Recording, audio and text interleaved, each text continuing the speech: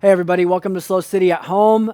Listen, today we are talking about one of my biggest challenges and weaknesses, and so I'm excited to kind of navigate these waters with you as we step into week 4 of In My Feelings, Finding Truth in a World of Emotion. Before we do that, I've got a few announcements for you. Number one is this. Movie night is March 5th. Friday night, March 5th, 6:30 p.m. at 1150 in the parking lot at the Laurel Lane Complex. We're inviting you, your friends, your family to join us for an outdoor movie night. It's going to be an incredible time. Second announcement is this. A new women's Bible study begins on March 10th. March 10th, our women's ministry is jumping into a seamless study that is going to be incredible. Make sure you go to slocity.church/groups and register today for really what we think is going to be a life-changing group together. We're really excited about Tuesday night, March 16th, is Guys Night at Top Tracer in SLO. We've only got 40 spots available. We're going to be hitting golf balls into the darkness. We're going to be eating good food and spending good time together. Make sure you go to slocity.church/events. Click the events tab on your app. You can sign up for that today. Last announcement is we are really excited about middle school camp, June 28th through July 1st. We're really excited for middle school students to pull together, to worship together, to have an incredible camp experience at an amazing place called Mix. Go to slocity.church/youth right now for all the details to sign up. As always, SLO City exists because of our collective generosity. Our tithes, our offerings, our sacrifice, our collective sacrifice makes a difference inside the walls of our church and outside the walls of our church. And we want to continue to grow to health, to sustainability as a church, to be a point and a place of blessing in this city for a long, long time. If you would like to set up recurring giving, you can do so at slocity.church/give or through the online mobile app. Or if you're paper check kind of person, you can send those to 1261 Laurel Lane or drop it in person during our in-person worship services. We're really excited to navigate these real emotions together and these real tendencies, and we're so glad that you're here to worship with us today.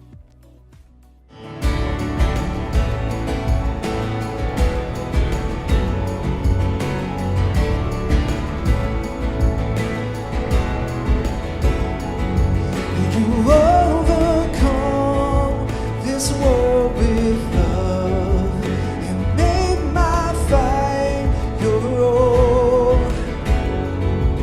I lift my eyes, throw fear aside, and sing out into the night. Even when the world caves, even when the fight calls, when the war's waged, I'll take heart. I know you are greater, forever you are Savior. I will sing your praise with all that I have, with all that I am, Lord.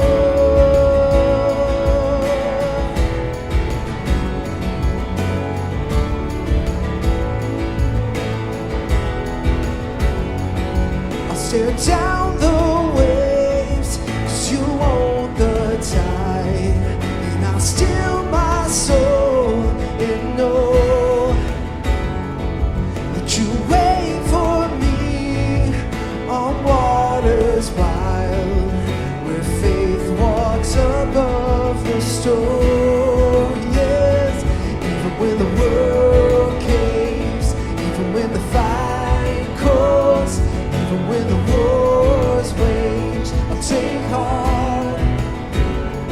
I know you are greater, forever you are Savior. I will sing your praise with all that I have, with all that I am, Lord. With all that I have, with all that I am, Lord.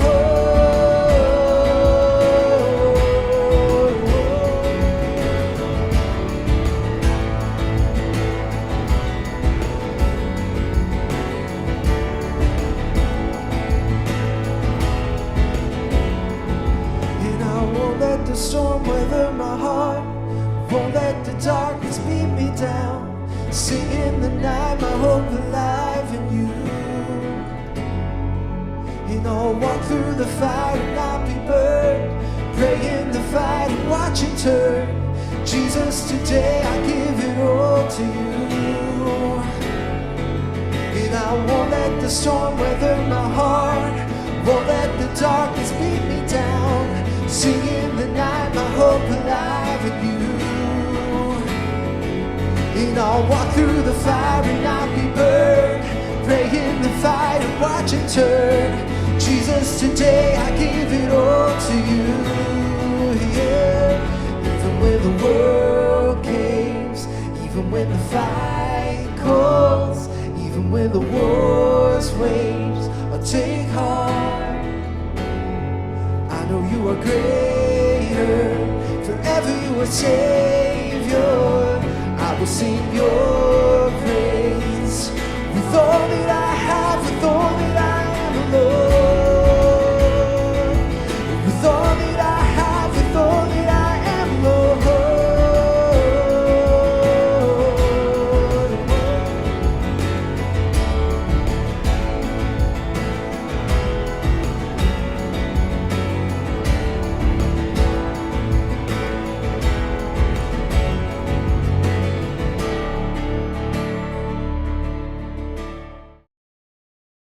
Hi, my name is Michael, and this is my story.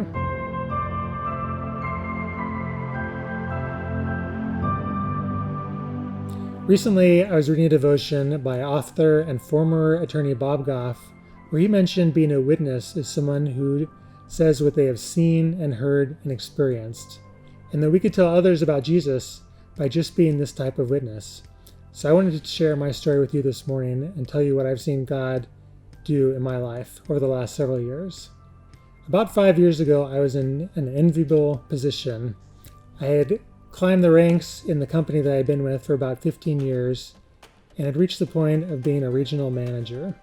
I was respected by my peers, making a good living, and considered an expert in my field.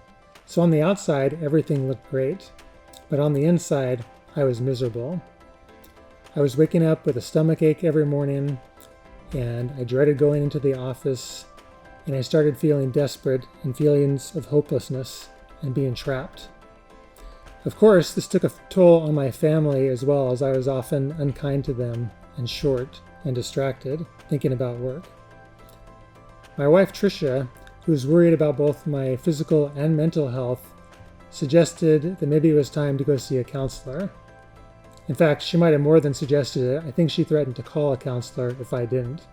Deep inside, I knew that something was wrong, and I'm not one to normally seek out help immediately, but I knew that I needed help, and so I agreed and went to see a counselor. We began meeting weekly with a Christian counselor, and over the course of several months, I began to realize that I had many mistaken beliefs about myself and about my views about work, about how I had to work harder and longer than everyone else, and that I always had to be perfect, that I would put my work in front of my family.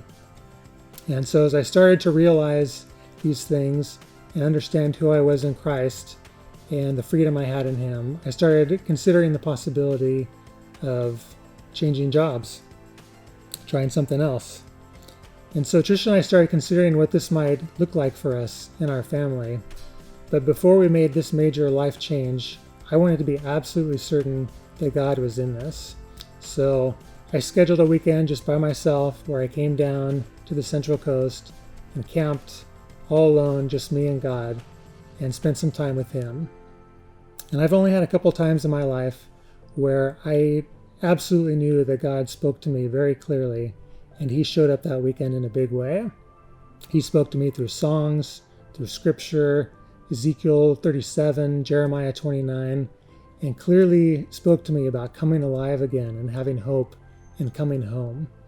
And so after that weekend, I absolutely knew He was in this move, and we could just move forward with confidence, knowing that He was going to work it out. We crunched all the numbers and considered all the possibilities, and Tricia and I decided to sell our house and quit our jobs.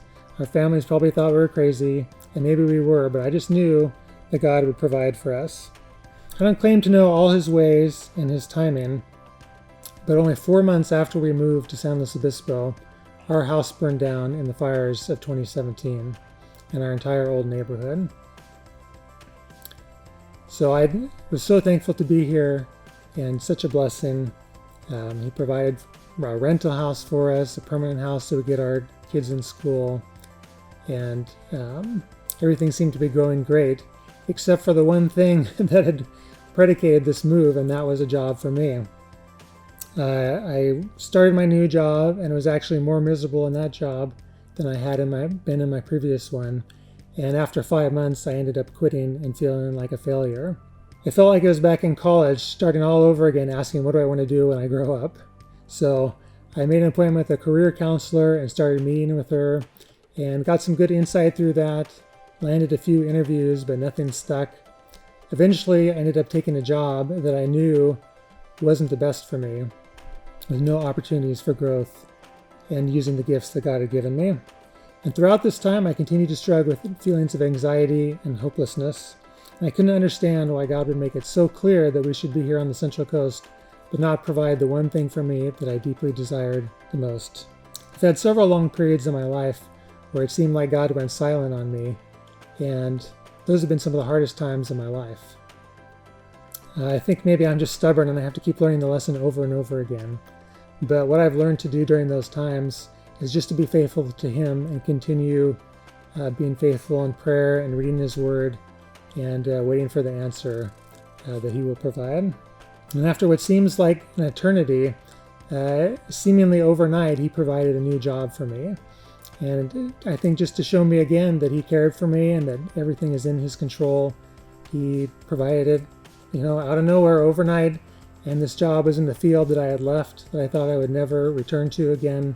But now with a fresh perspective and coming back, it brought me so much joy. To be honest, my journey isn't over yet. I still struggle with anxiety and putting a wrong priority on work and those types of things. But I'm thankful for the way He's provided for the growth in my life.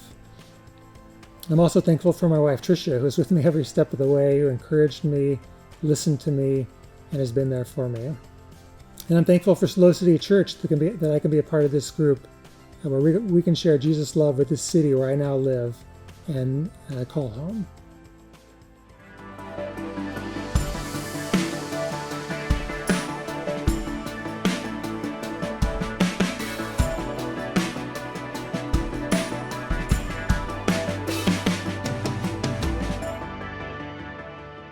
Hey everybody, and welcome to SLO City Church at home or online or wherever you are. My name is Brent, and I'm humbled to be one of the pastors here. It's our hope that we would be a collection of people that help one another find and follow Jesus. And we say often that this is a place where it is safe to wrestle, to ask questions, to face real realities in our life and what we're walking through. And over the past several weeks, we have been talking about this reality that you and I both experience of emotions. You and I experience real emotions on a daily basis. And we've been talking this series, In My Feelings, about the reality that emotions are a gift intended to guide us to health.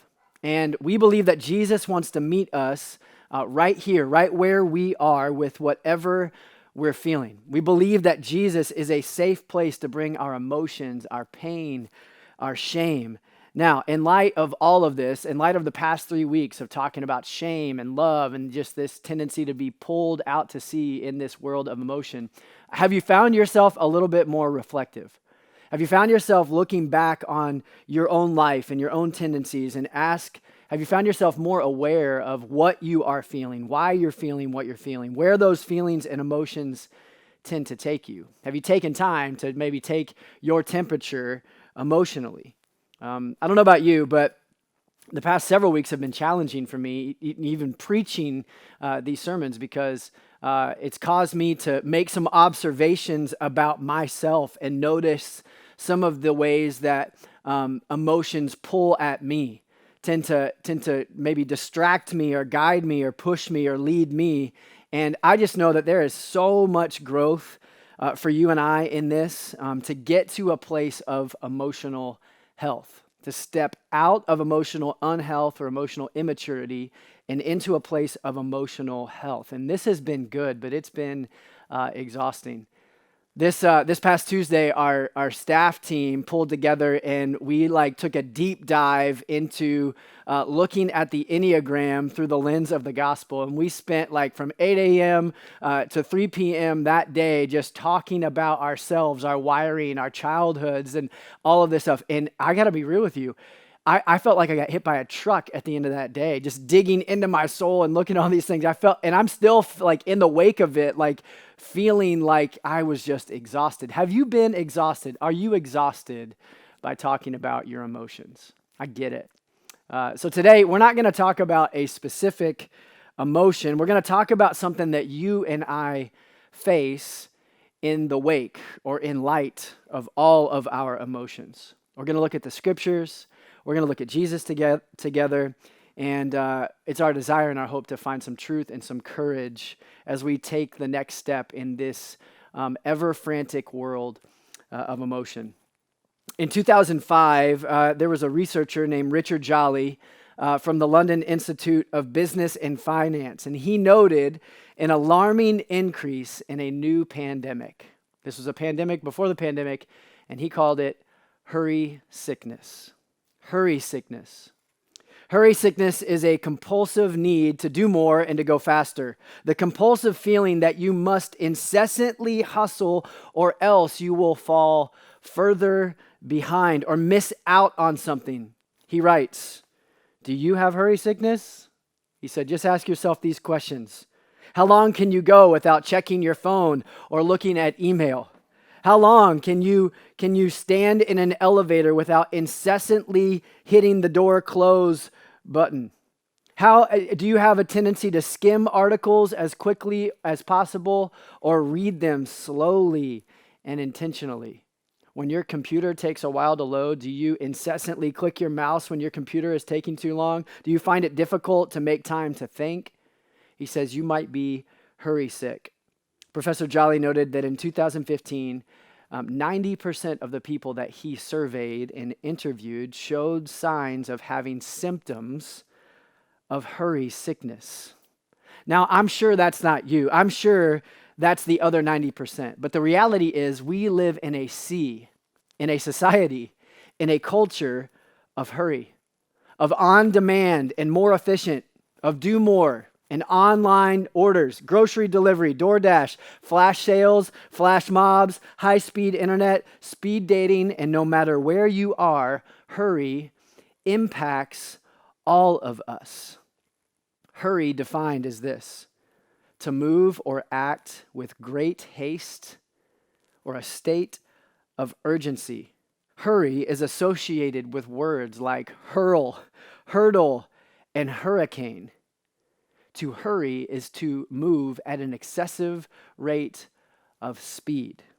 See, you might not be hurry sick, may not be addicted to hurry. Some of you really like hurry. I like hurry from time to time in my life.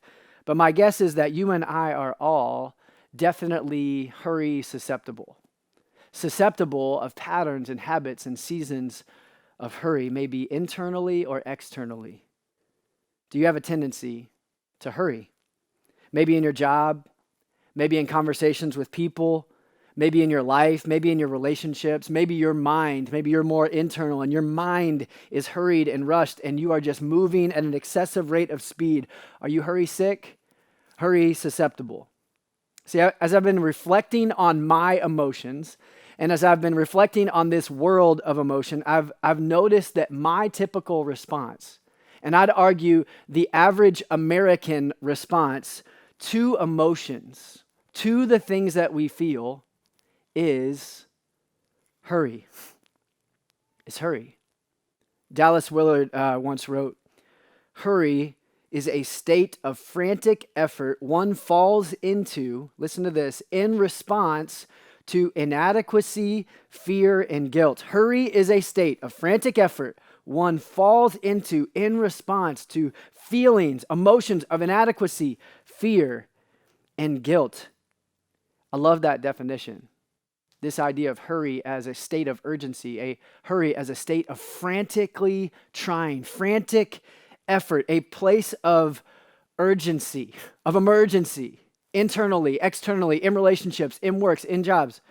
But an urgency to what? What are we urgent to do in response to these feelings? I think we're urgent, we're frantically trying. We find ourselves in this frantic effort to appease those emotions, to fix those feelings, or to fill that inadequacy, to fill that emptiness, to find something to meet our emotional needs. We do this, don't we? Hurry to fix something that's wrong. Hurry to flee something that we're afraid of. Hurry to fixate on maybe a problem, or fixate on a project, or fixate on an imperfection or a desire to be perfect. Maybe frantically try and find joy, find happiness, find an answer to our anger, an answer to our shame. Find something. We are rushed and addicted to hurry. Have you found yourself there? Mind constantly moving and hurried and rushed. Your schedule just keeps getting full and more full and more full. What does hurry do to us? John Ortberg wrote, "Hurry is violence on the soul." Hurry is violence on the soul. See, hurry and emotional health and spiritual maturity, the spiritual life, are incompatible. Hurry is violence on our soul. You and I get this. Because we are rushed here and there, we are frantically trying and running and going here and there and everywhere, and we are a hurried culture. We are hurried and rushed people. We are externally busy and frantic, and internally exuding frantic effort constantly in our minds as they are running 100 miles an hour. We are tired. Are you tired? Some of us are in a hurry and don't know why. We are hurried and we become more and more distracted, don't we? When you're in a hurry, don't you become more distracted, less attentive, find yourself unable to be present with people, to be present and attentive to God? See, again, some of us like hurry. We like to get things done. It's almost like adrenaline. It's like this addiction that we have, that we become hurry sick. So we are addicted to the hurry, addicted to the rush. Some of us are internal in our hurry, and we are addicted to just running things over in our mind 1,000 miles an hour, and we are just running here and there, and we are frantically trying to respond to feelings, to emotions. This is our typical American response to emotions. And we can easily find ourselves distracted. Have you found yourself there?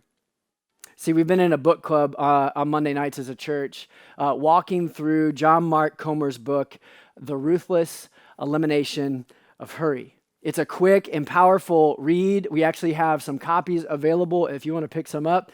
He writes he writes about hurry and distraction. And a couple things stood out to me. He shares about the digital revolution in our society. Early 2000s, internet, everything starts to really tick up. Like we were going from like I have a wireless telephone in my home to now we have internet everywhere all the time. People are interconnected. He talks about the digital revolution, when from the iPhone to the internet to Netflix to TikTok, and he shared a recent study that showed that the average iPhone user touches their phone 2,617 times per day. And that was a study in 2016, 5 years ago. Over 2,600 times a day, we are touching our cell phones. A similar study showed that being in the same room as your phone, as your smartphone, just the presence of the device will reduce someone's working memory and problem-solving skills.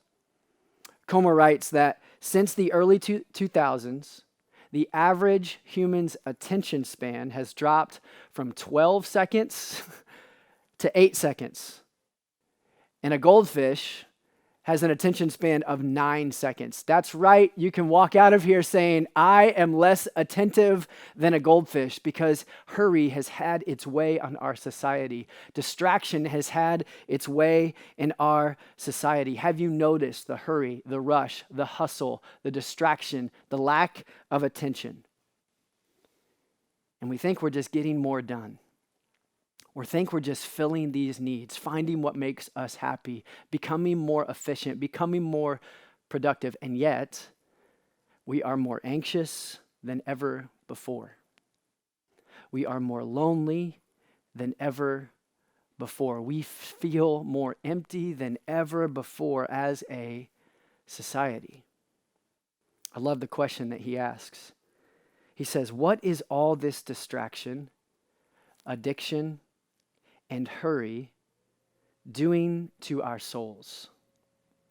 What is all of this distraction, addiction, and hurry doing to our souls? Can I ask you, what is it doing to your soul? John Ortberg says it's violence on the soul.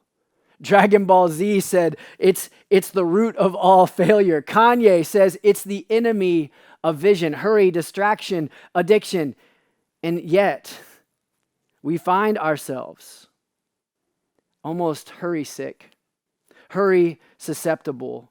We have this tendency, we have this response, and it leads us to feelings of emptiness and inadequacy and frantically just trying to find our way out into the good life, to hurry up and get to the good life, to hurry up and be everywhere all at once. And what is it doing to our souls? See, the reality is hurry undermines the life I want to live. I hurry to try and get the life I want, but in fact, hurry undermines the very life I want to experience. In hurry and distraction, we find ourselves teetering on the edge of exhaustion, going back and forth, almost to the edge of burnout. Have you ever found yourself just completely burnt out, like someone lit a match and you had that fire and it was lit for a little bit, and then all of a sudden the flame is starting to go out and you're frantically trying to keep that match lit, but your soul is representative as a charred piece of wood? Have you ever found yourself there? See, we are hurried, we are distracted, and we are teetering as a society on the edge of burnout. Have you ever found yourself there? If so, you are not alone. It is a typical response. It's a typical American response to some of our feelings of inadequacy, fear, and shame. And I'll say me too, because I'm there too.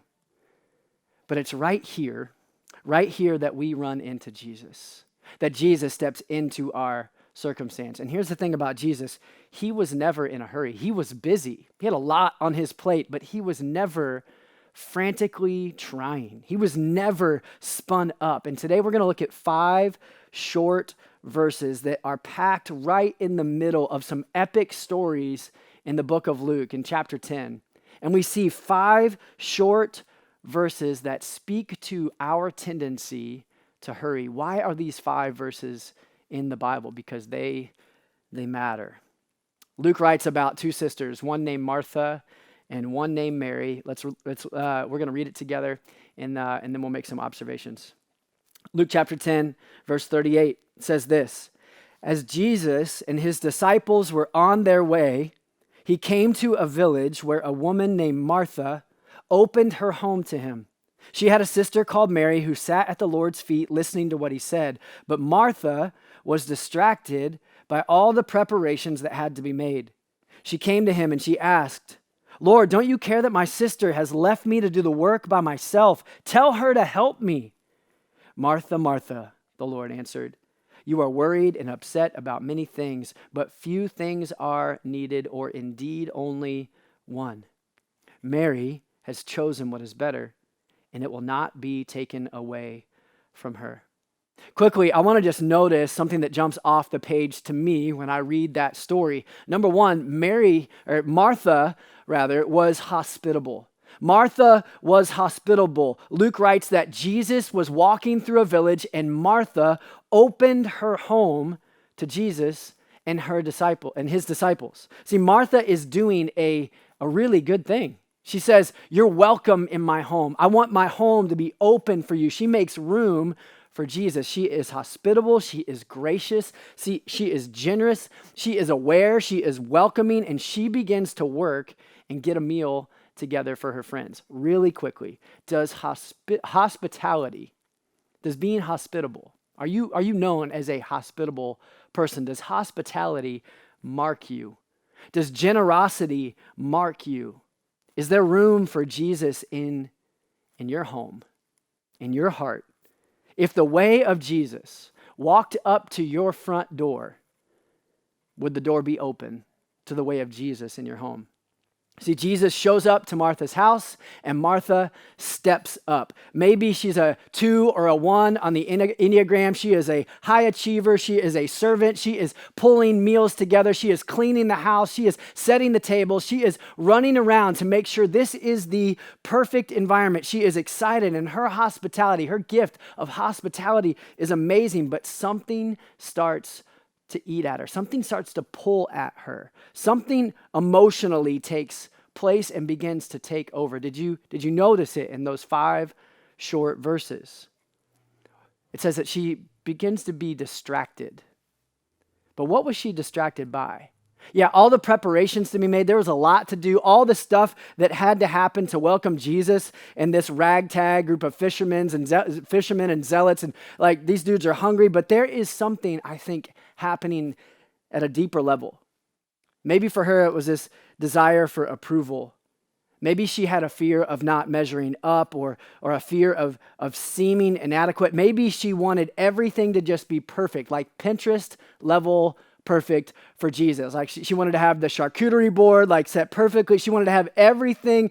Maybe it was this underlying need to not appear lazy.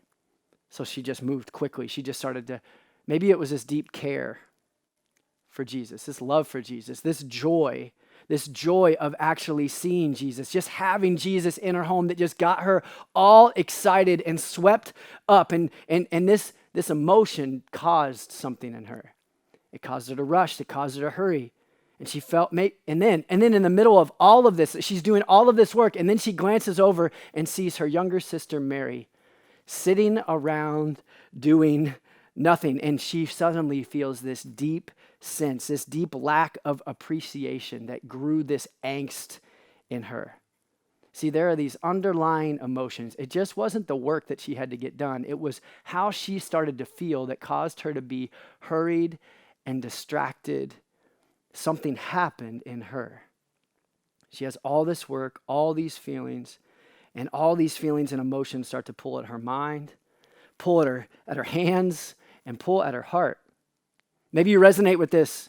Maybe you've had a fear of not being liked, and it just hurries you to do and perform and to work harder so maybe they will like you and appreciate you. Maybe it's anger that you felt when someone around you is sitting around and is not pulling their own weight. Maybe the comparison of how much you've done versus how much somebody else is doing just drives you to a place of distracted frustration. Have you ever been there? We see this in Martha. She gets frustrated with Mary, who is sitting down and listening and seemingly doing nothing. And Martha becomes anxious. She becomes worried. She becomes upset. I don't know about you, but this bothers me. This story bothers me because I, at my core, am a hurrier. I hurry. I was born and raised to hurry and to do more and to get it done and to work hard. And I don't know about you, but when I see someone sitting down, when I'm spun up and I'm running around, I start to get frustrated with the sitter. I start to get frustrated because I'm in a hurry, so I think you should be in a hurry. And if you're not in a hurry like me, like I'm in a hurry, that means that there's something inherently wrong with you. Have you ever felt that before? Martha is like me, and maybe like you, where she has this tendency to get swept up in emotion and comparison and anger and frustration and a desire to be perfect and these feelings of inadequacy, fear of not measuring up, that she just hurries and starts to work. And she gets frustrated with the person who sits. And Jesus says to her, or she comes to Jesus, and she says to Jesus, she finally gets to this bubbling point where she's like, I can't hold this in any longer. And she says to Jesus, Lord, Don't you care that my sister has left me to do the work by myself? You can feel all of this emotion coming out as she says to Jesus, don't you care about me? Don't you care about the work that I'm doing? Don't you care that my sister is worthless? I have done all the dishes. I have done all the cooking. Don't you see? Why can't you tell? Can you tell her to help me? Don't you care that I'm hurried, that I'm anxious, that I'm tired, that I am doing everything alone? I am not appreciated. Would you please tell her to help me? And Jesus, in his great grace, hears the words, sees the upsetness, sees the worry, sees the anxiety, sees the rushing, sees the distraction, and speaks to Martha with exactly what Martha needs. Exactly what Martha needs in her life. He speaks directly to it. He says, Martha, I see that you are worried and upset about many things. I don't want to rush past that line. I see that you are worried and upset about many things. Did you know that God sees what you're worried over, what you're upset by, what you're rushed into? You can almost sense this sense of love in Jesus' voice as he says to Martha, Martha, you're doing great. You did good. Like you've opened your home. You wanted to serve. You wanted this to be perfect, and it's incredible. You have done so much. But Martha, I see that you are worried and upset about many things. She had found herself in a state of hurry, and she was ultimately undermined. She was ultimately distracted because she was distracted from what the point of the party was. She was pulled away from what the thing of most importance was. What was she distracted from? She was distracted by all of her emotions. She was distracted by all the work. What was she distracted from? She was distracted from the better thing, away from the better thing. Look what Jesus says to Martha. He says, few things are needed and really only one thing. Mary has chosen what is better, and it won't be taken away from her. Jesus says, look, Martha, like few things are needed. All these things you're doing are incredible. They are really, really, really good things, but really only one thing is needed. And I hate to say this, but Mary has chosen the better thing, and that thing won't be taken away from her. See, this is the better thing. Martha was hurried by the pressure and missed the person. Martha found herself frantic and neglected to just sit at Jesus' feet. Martha was busied by all the work and pulled away from the better thing, the one thing that was needed. See, you and I, we can be hurried, we can be distracted by so many things, can't we? Good things, bad things, initiatives, causes, careers, kids, sports, relationships, feelings, finances, emotions, events, wants, needs, people, parties, politics, even church services, all things that we want to get to do and feel like we need to do, but we have to be careful that in the rush and the hurry of life that we don't miss the one thing that is needed, that we are not pulled away and distracted from the better thing, the best thing that will not be taken away, that will not fade away, that won't go out of style, that won't get old, that we won't sell at some point in our life, that won't break. What is the one thing that Mary chose? What is the better thing that Mary chose? What is the one thing that is needed? It's being with Jesus. Simple. Being with Jesus. We see Mary being with Jesus as she sat at the Lord's feet, listening to what Jesus said.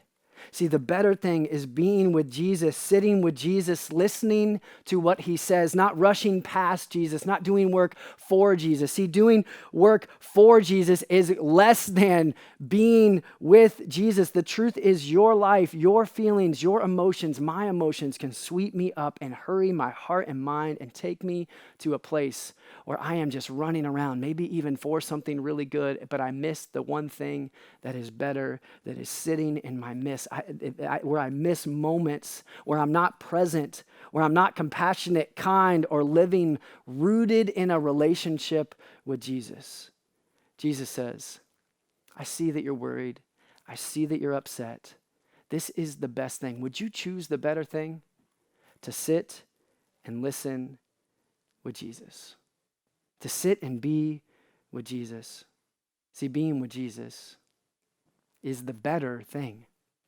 Will bring the better life. Will bring the better sense of restoration for our souls. But here's the real question, because this is countercultural, this is counterintuitive. Do you believe that this is the better thing? Do you believe that being with Jesus is better than the rush and hurry of life? Do you believe that being undistracted from Jesus is better than distracted living? Do you believe this one thing is better than tired and teetering on the edge of burnout?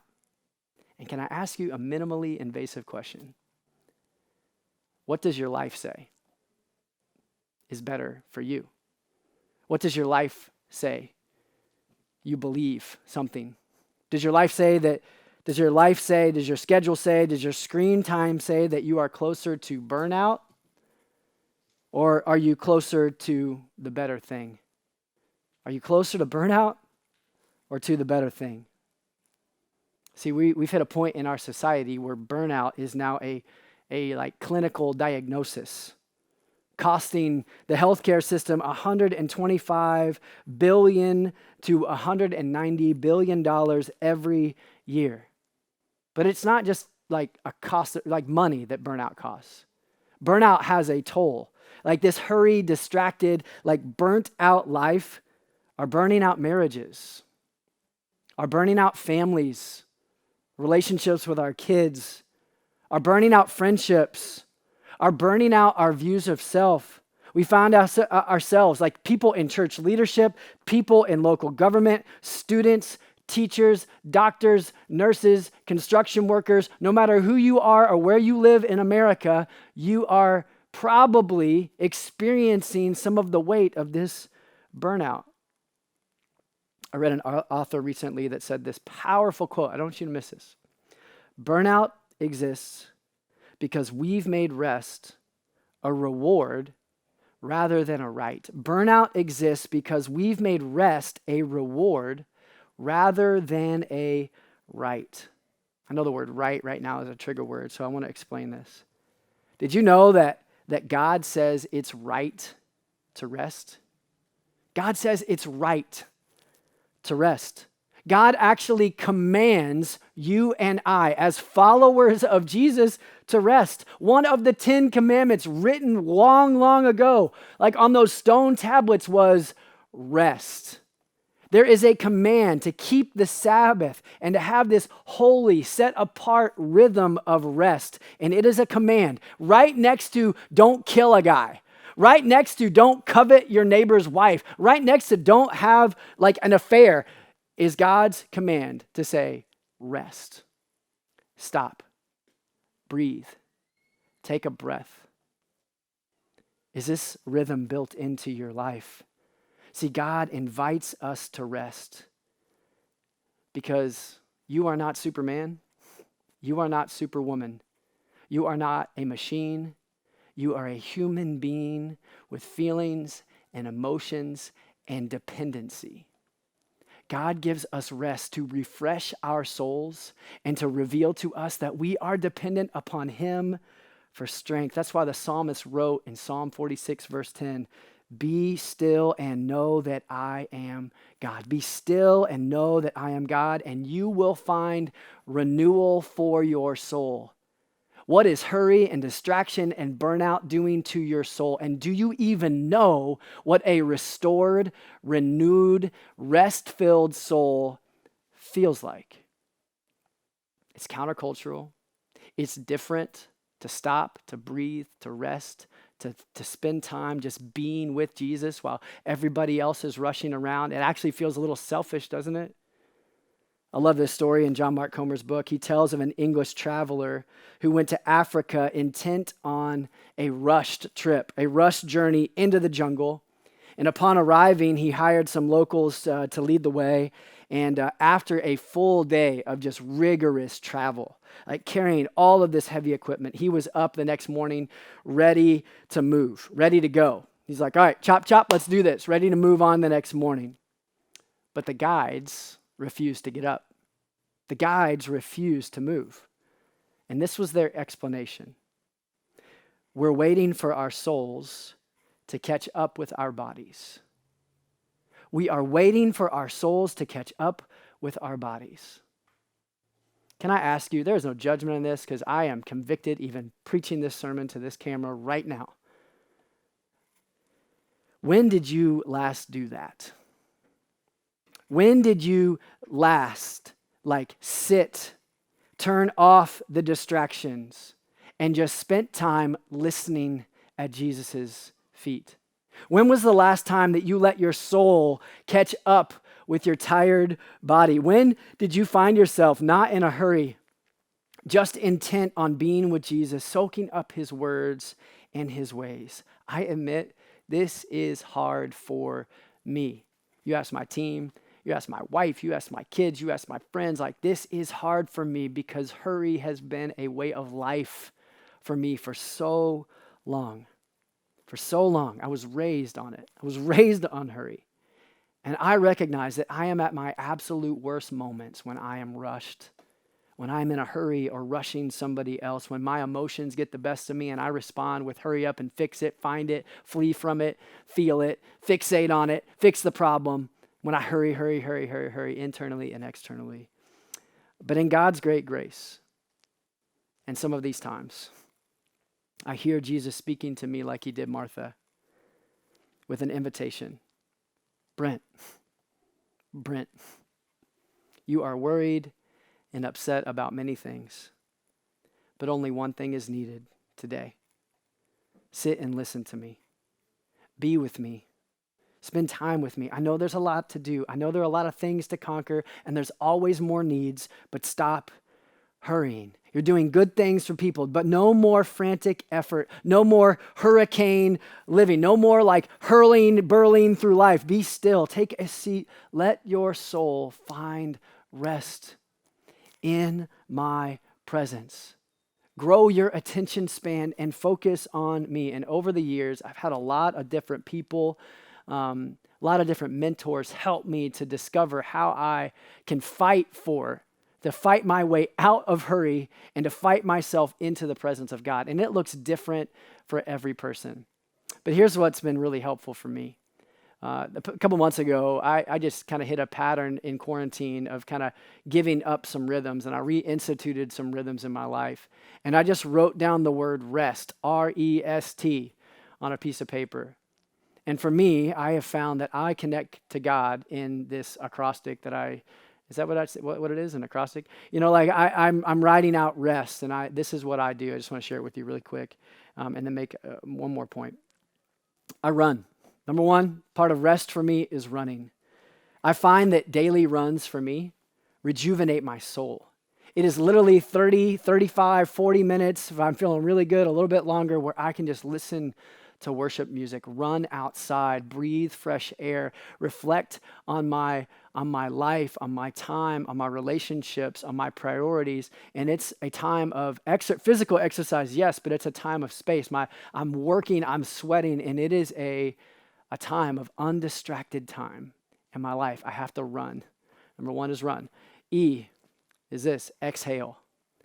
I don't know if you are like me, but when I can get all amped up and full of adrenaline and running from here to there and taking this kid to this practice and meeting that person for coffee and this person for lunch and accomplishing this sermon or this project or this task or this big hill to climb, I can get so caught up that I forget to exhale. I forget to take deep breaths.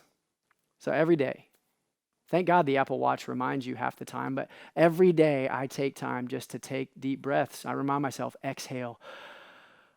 Breathe. Catch your breath, stop talking for a second, and breathe and exhale. S is study. I have to prioritize daily time soaking up and studying God's word. I have to take time studying thought-provoking like literature, soul-shaping books and podcasts. I have to take time every day to study. And finally, T. Take time to talk to God. Prayer has to be a part of my everyday routine.